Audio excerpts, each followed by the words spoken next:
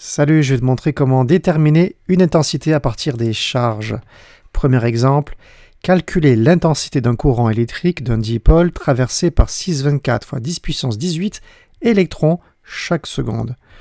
On te donne la charge d'un électron. C'est moins 6 fois 10 moins 19 coulombs. On te le donne ça.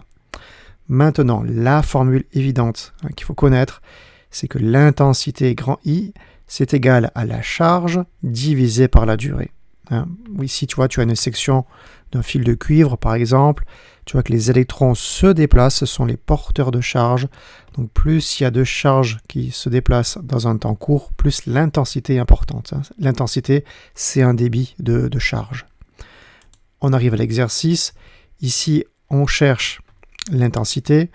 Alors, la charge, la charge, c'est le nombre d'électrons, 624 10 puissance 18, multiplié par la charge d'un électron. Je fais cette multiplication pour avoir la charge totale de tous les électrons. Je mets des normes, on veut que ce soit positif pour trouver l'intensité. Maintenant, on divise par la durée. On te dit que c'est chaque seconde. Voilà, c'est en une seconde, donc je divise par 1. Et ça me donne en fait une intensité de 1,0 ampère. Voilà, j'ai fait exprès de mettre ce nombre d'électrons. C'est ça à quoi ça correspond, 1 ampère.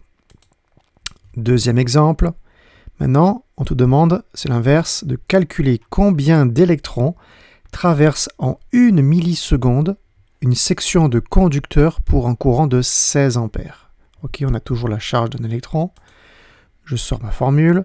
Maintenant, ce que je cherche, c'est le nombre d'électrons. Mais pour trouver le nombre d'électrons, il faut que je trouve la charge totale. Parce qu'une fois que j'ai la charge, je peux trouver combien il y a d'électrons. Donc je cherche Q. Q, c'est l'intensité fois la durée. J'ai isolé la charge, Q. Maintenant, application numérique, l'intensité, c'est 16 ampères. La durée, c'est 1 milliseconde, donc 1 10-3.